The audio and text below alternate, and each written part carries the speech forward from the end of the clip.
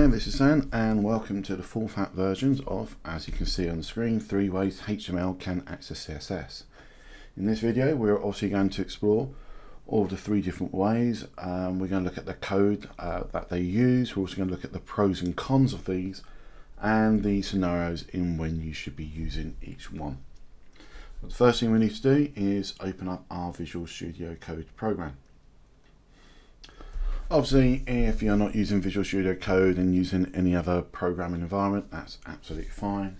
This is just one I recommend, part of the pen drive system. Please see those videos for that. So, one of the first things we've got to do in this video is to create our very first HTML page. Okay, there are several ways of doing it, but since we're in our learning folder, we're just going to select the new file icon. And we're going to call this CSS x for times and then 3.html. Once we press enter, it will come up into our main section here. And as you can see, it is a completely blank page.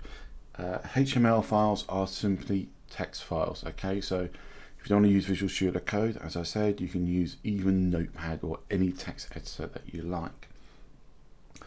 Now, in order to make our page, we have to have some basic elements needed for an HTML page.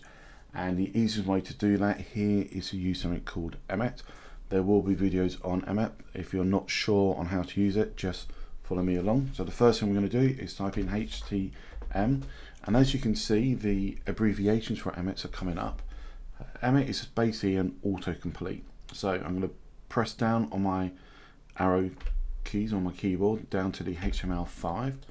Once I'm there, I'm pressing enter, and you can see this is the what Visual Studio Code thinks is the minimum amount of code required to create a blank HTML page, and so that's what we've got here.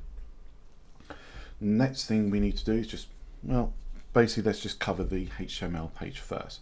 So as you can see at the top, we start off with a doc type. This is a declaration of what sort of file we are using. As you can see, it's HTML. And then the language here, obviously I'm English, so we're using the English language. And then below that, we have what's called the head section. Okay, it's got some more additional bits, so I'll probably do a video on those later.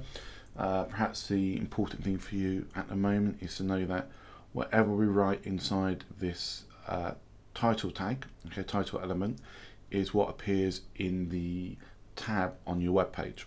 Okay, and then the head section, what's important to understand about that as well is that nothing that's in the head section will actually appear on your web page. It is the things inside the body tag which will be shown on your web page. And again, we're going to use Emmet inside these body tags to quickly create 3 elements for us. And again, if you're not used to Emmet, this might seem a bit weird, but just follow me. By default, Emmet will create div tags, and that's totally fine for what we're doing here. So we're going to do dot because we want a class, and then we're going to use B just for block, and then we're going to use a $sign because we want to have multiple classes, and this is like a placeholder.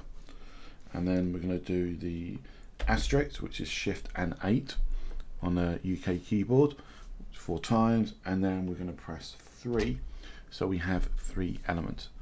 Okay, and then when we press enter, it will create 3 divs, as we can see, with the classes B1, B2, B3. Now we're just going to put some bits of text inside it so we can identify these a bit easier when we view our web pages. So I'm just going to press enter in between the closing or the greater than symbol of the opening tag and before the opening, so I've just reversed that, before the opening or the greater than symbol of the closing tag. So I'm right in between the two, and I'm pressing enter there, and I'm just going to put this is div B1, and then I'm going to repeat this for the others and also put in this is div B2, and I'm sure you can work out what I'm going to put in this last one. This is div b3. So we now have 3 elements that we can apply CSS to.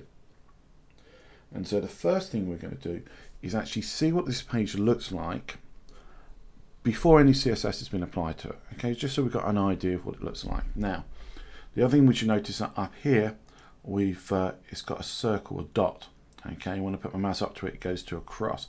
Now, when we see a dot here, it means that we've added things to our web page, but we haven't saved those changes. Okay, and there's several ways we can change it. We can go to File and go to Save, but what I often quite like doing is doing Control and S as a shortcut, just like you would do in Word or any other program. Now, to view this web page, there are several ways you can do it.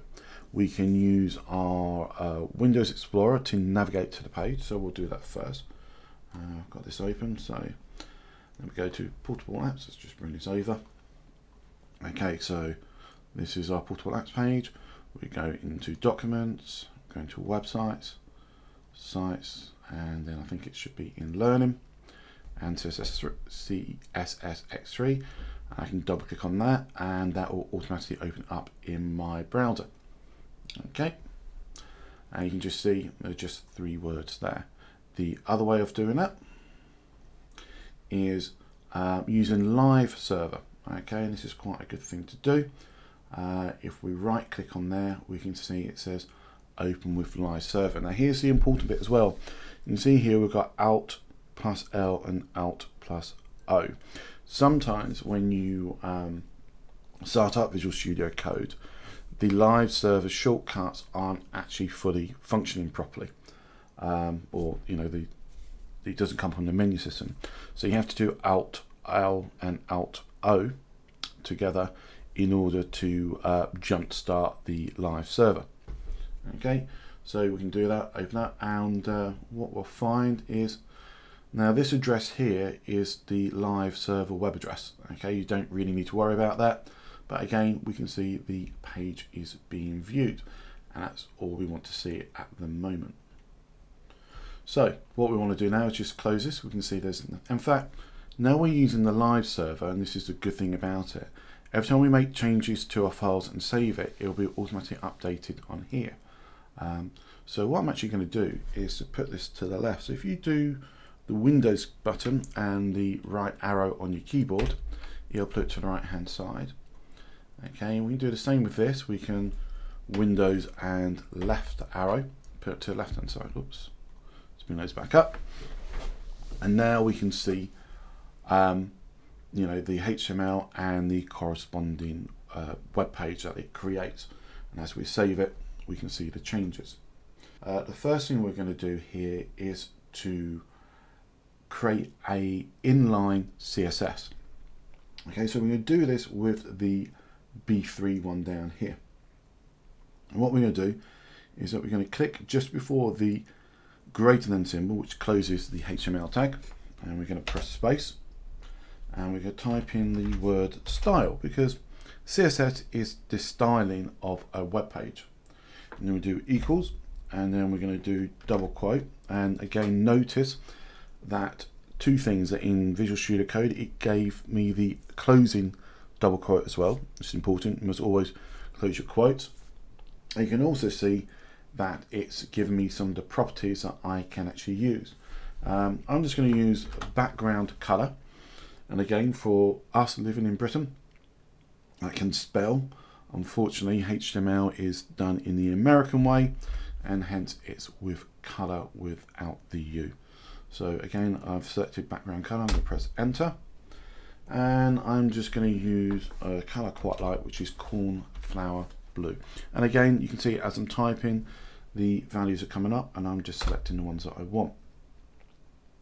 Okay, I'm also going to put in an extra rule here. I'm just going to close this bit so we can see it. We've got semicolon, and so I'm going to add another one, which is border, and it's not quite happening at the moment, but it doesn't matter. And then I'm going to put in dashed. Okay, so it just gives me a different border color, and we can see if this works or not. Like I said, by doing Control and S to save it. There we are. we can see that the background color has gone cornflower blue, and we've got a black dashed border. Notice also that the div goes all the way across the page. Okay, this is because a div by default is a block level element. I will be doing a video on the difference between block, and inline, so please watch out for that if you want more information. So that is our div 3, and that is an inline style. And as you can see, you can do as many rules as you like. All you have to do, in fact I didn't do it on this last one, which I should have done, is always put a semicolon at the end and then your next rule. Okay, as I say, that it won't make any difference because it was the last rule. If you don't do it, and we'll just show it here, between this cornflower blue and border, if I forget to do that, it doesn't work. You can see that it gets confused because it now thinks that this border is part of the cornflower blue definition, and the CSS has got confused. So we put that back in, save it, and it comes back up for us. So the next version we're going to look at here is what's called an internal CSS file. Okay, now this goes up here. Okay, it goes below the title in the header, in the head, and it should be above any potential JavaScript. Now there's no JavaScript in this file, but it could be, but this is where it should be. So when we do an internal style sheet, we use the style tag, and again I'm using Emmet for me, so I'm just typed in STY. As you can see, styles come up, I can press enter, and it's created the opening and closing tags for me for this element. If Emmet doesn't work for you, it probably means that one of the extensions that you've got installed in your version of Visual Studio Code is probably conflicting with the Emmet program. It takes a very long time to try and fix that, and sometimes it's easier just to, like I say, download my version, which obviously we know here does work, or you end up having to type it the long way around. Sorry about that. Okay, so what we're going to do now is a internal style sheet. So we've got the tags there for us, and what we're going to do is do our first rule. Now we're going to target this one here, the B2. Okay, now this is a class B2. Generally speaking, when we're looking at attaching CSS to some HTML, we can either do it using what is known as the element ID, or their class, or the element type. So the element type in this case is div, and I see we've got class, and none of these got an ID. We might actually change that, just to show that it works. So what we're going to do first is target B2. Like I say, it's a class. Now when we're writing our CSS, when we do a class, we actually use a dot to represent class, and then it's B2 because that is the class that we want to use, and then we use these opening curly braces. On a UK keyboard, if you look at the letter P, and to the right of the letter P, you will see both the square brackets and the curly brackets, or braces as they're officially called. So you need to press the shift button and the brace button in order for it to appear, and again make sure you always have your opening and closing braces. And now we put our rules inside it, and in this case we're going to do background color. Okay, so I'm just moving down shortcut for it, so background color, and I'm going to make it aqua. Okay, and again, if we save this, we should see this work with div 2. There we go, we can see that they are working. What we shall do now as well is we will do a rule for the elements, and say these are all using the div element. So when we're doing it for the element on its own, we just type in the element name, in this case div, again put in our open braces, and what we're going to do, we're going to give our divs a little bit of shape. So we're going to set the width value to 100 pixels. We're going to set the height also to 100 pixels, and we're going to give them all a border, and we're going to give the full border definition, so 3 pixels solid, and then we're going to give it the color solid black, which is 3 zeros. And again, when we save that, we should notice that all 3 now are effective because these are all divs. Okay, so this rule has affected all of them because they're all div elements. And so now we're going to move on to our final version, which is the external style sheet. Okay, and external style sheets are roughly the same area as the internal style sheet, except for the external style sheets should be placed above the internals. And the reason for that is that in case there is a conflict in rules with the same specificity, which I'll do a video on later, the last rule wins out. And if you've got an internal style sheet, really you want that rule to override an external style sheet. So the way we do this is we've got to create our link. And in CSS, that is the actual element we use. It is a link element. I'm going to do this all by longhand this time. So lesson symbol, LINK for link, do space.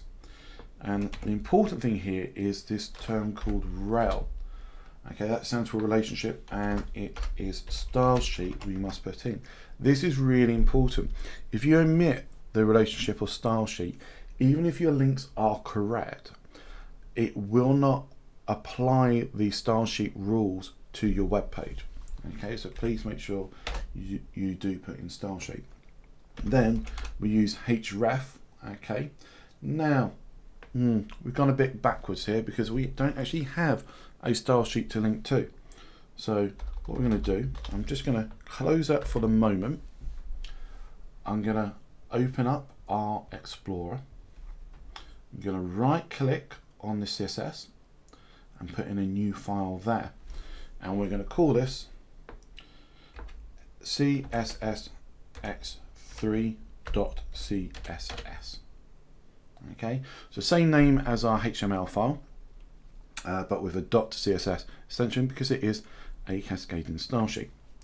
You press enter and we'll see that it's appeared up here and it's here as well. So now we've got it, it makes it easier for us, I'll just close this down, to be able to reference it better. So back into this link, do space, and so we're going to do href. Okay, we see it there. Now, it's, if you remember, I'll just show you, we're going to do what's called a relative link, okay? And so what that means is that we're looking at where our file is, our HTML file is here in the root of our website, okay? And we need to say what we want to do is connect to our CSS file, which is here. Our CSS file is in a folder called CSS. So we have to say, first of all, go to the CSS folder, and then we use a /. Okay, so CSS /. And if we've done this correctly, again, you can see that Visual Studio Code is trying to help us. It says, look, I can see you've got a folder called CSS, and in there we have a CSS file called CSSX3. Is that what you want? And so we can click on that, and we've now got the correct link. Okay. Now there's no real way of actually knowing that until we've applied a rule in our CSS file to make sure it actually applies. Okay. So what we're going to do here is we'll start off with the B2 rule. Okay. Was it B1? Let me just check. We've already done B2, we've done B3, so it will be for B1. So again, in the CSS file, we don't need to do anything fancy. It literally looks like the internal style sheet, but without having to use the style tags. So we can do .b1, open brace, and then we're going to do background color, and this time there's a color called Rebecca Purple. For some reason, that's what we're going to use. If I do Control S to save that, we can see straight away how it has now gone purple. So we know that that rule is working as well. Now I also said that we can do things with IDs. Okay, so just to show you what one looks like, I shall do an ID on, let's do it on B2. Okay, we do ID equals, and we're going to give it an ID of Peter. There's no reason why apart from my brother's called Peter, so there you go, Pete. That's for you, mate. So there we go, ID of Peter. Now, in the CSS, when we look for an ID, we actually use the hash symbol. Okay, I know some of you will call it a hashtag. It's actually really called the pound symbol, but we won't worry about that.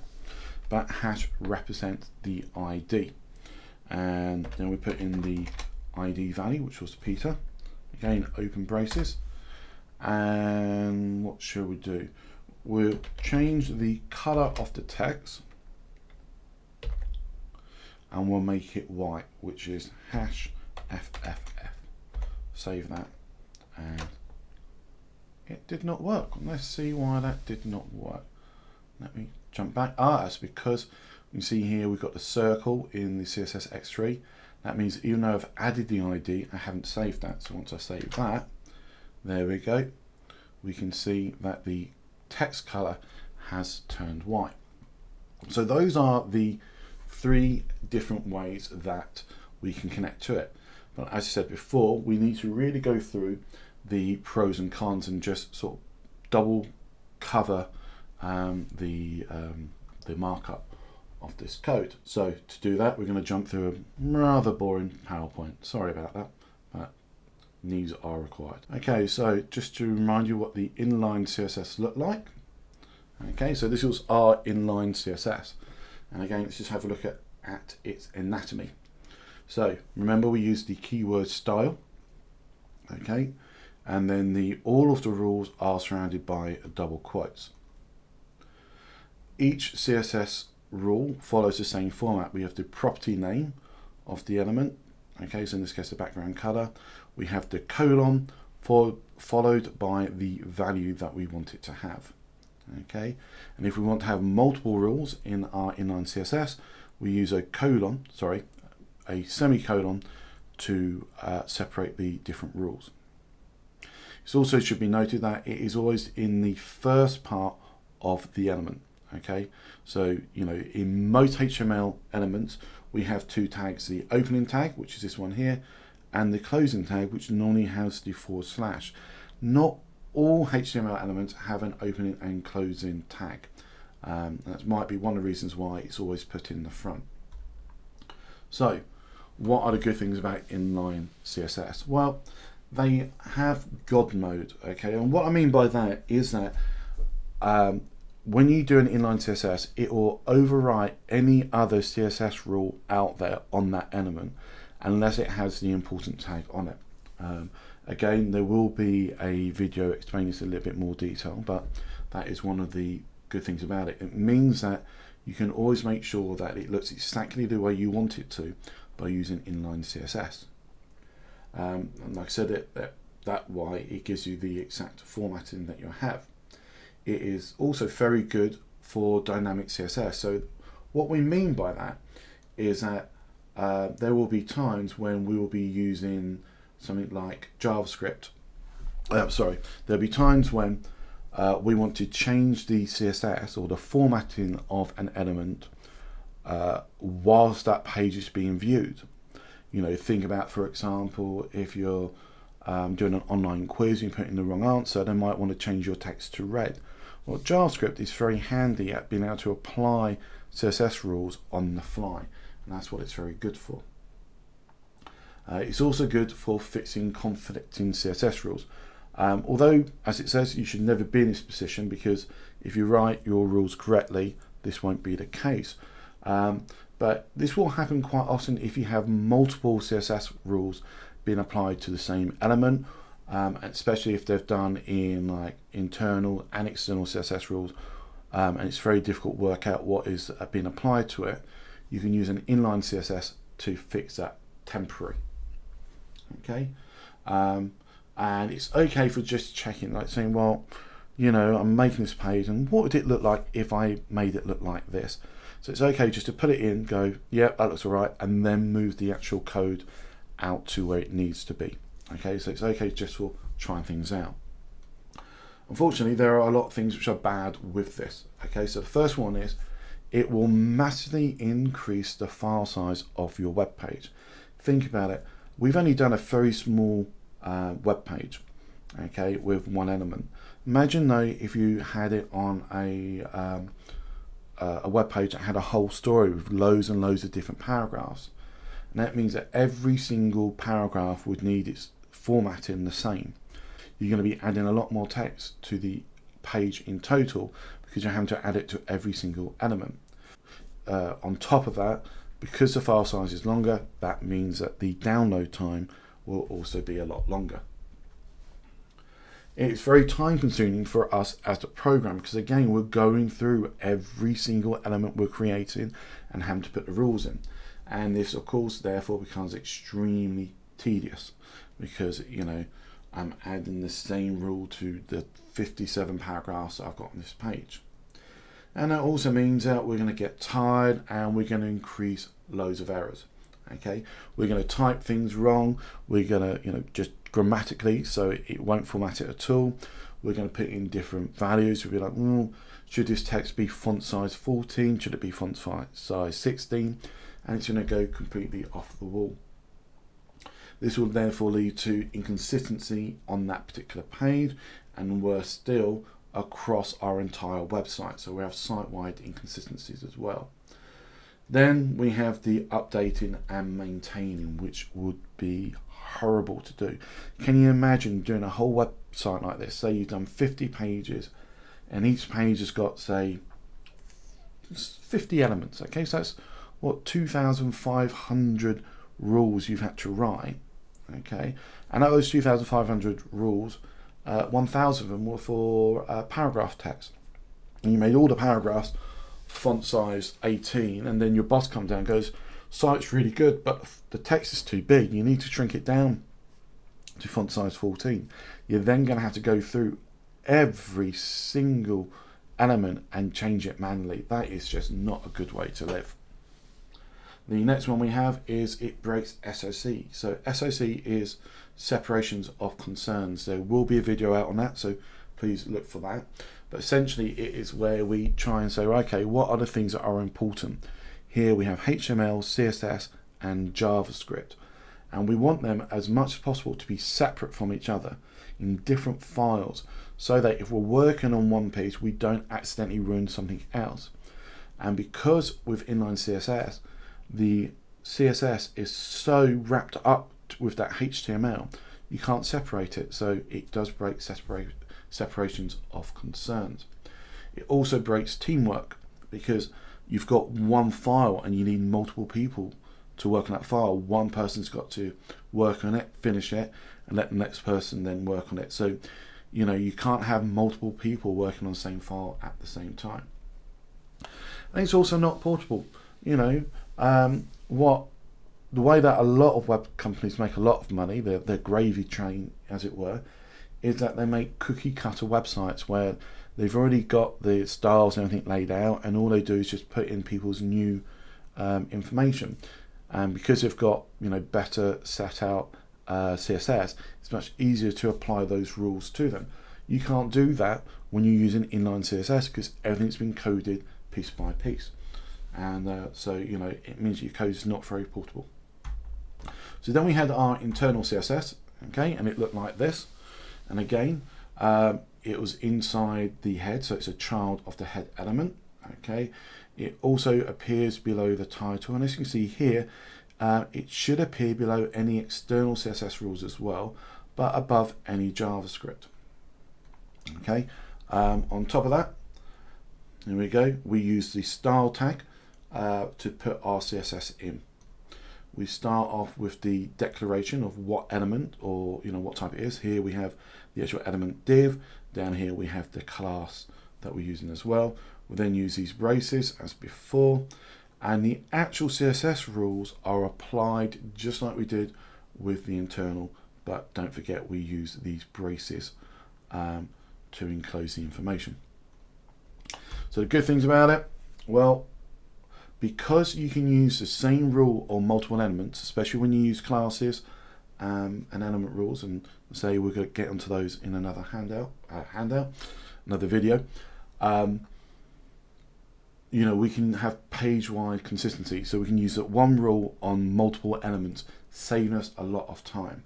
Okay, it's also very good for one-off pages. Okay, so internal CSS is great if you've got one web page which is different from the others. Maybe you are working in a company where they are releasing a new product and they want a new style just for that page. And internal CSS is great for that. It's also good for testing out a new style that you might want to use across your website. It is semi-compliant with separations of concerns, because even though the CSS is still inside the HTML, it's at the top and it's in its own little area. So it's kind of been removed, but only partially. Okay. Also, because we know where it is at the top of our page, it's very easy for us to update it. We know exactly where the stuff will be. It's faster to download than inline CSS because we are able to write one rule to affect multiple elements. That means that we are writing less in total, so the file size overall of our web page will be less, and therefore the web page should download faster. We'll have a lower error rate in web pages because we know where all the rules are, and because we've got consistency within our page. When we notice that one thing is off, it's easier for us to fix, and therefore the overall errors for our web page will be less. It's rare that we'll get conflicting rules, simply because all the rules are at the top together, and you know, when it's not likely that we're going to write two rules that conflict each other when we can see them all in one place. However, there are still some bad things with this. So the first one is that even though we've got page-wide consistency, there's no site-wide consistency. So we still have to repeat these rules for all of the other pages that we're doing.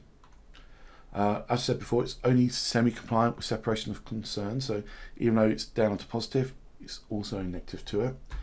It still breaks teamwork because we're still in a situation where we've got, got to wait for one person to finish on his file to pass it on for the next person to do the work on. So you can't have one person doing the CSS, another person doing the HTML at the same time, because they're working on the same file. Even though it's faster to download than an inline CSS, it will still be slower than an external CSS page. Okay, and although it is more portable than an inline CSS, it's still not really that portable, because you're still going to have to cut, paste it, put it somewhere else, which can be a bit more, annoying. So finally, we have the external link, okay, and it looks like this. So again, it's a child element of the head. It is below the title, and we used the link tag for it. Okay, we've also must remember to put in the relationship of the style sheet, otherwise it won't work. And we use a href for hypertext reference to declare where it is. And say here we're using a relative link. We can also use absolute links such as www.mysite.com/css/b1.css if we wanted to. And finally, we must remember that the CSS files should finish with a .css extension. The external CSS file has nothing special in it. Okay, there's no special tags, and we can see that the rules are very like the internal CSS. Okay, in fact, they are identical. This is why, people prefer to external, because there's no real need for that internal file. The formatting is the same. So the good things about external, we've got page-wide consistency. That's straightforward, but we now have also got site-wide consistency as well. Okay, so our whole website will have the same font colors, sizes, and stuff like that. We can use multiple files. Okay, this really helps for making our code portable. We could have one file that deals just with the fonts. We could have another file that just deals with how images are dealt with, etc. Okay, or a file that deals with one specific thing, such as a rotating card on our web page. It is fully compliant with separations of concerns. which means that we can now have one person working on the HTML and another person working on the CSS file at the same time. So, you know, proper teamwork. Okay, it's great for updating as well, assuming that you've written your rules correctly. Okay, I've already said it's great for teamwork. It's really fast to download.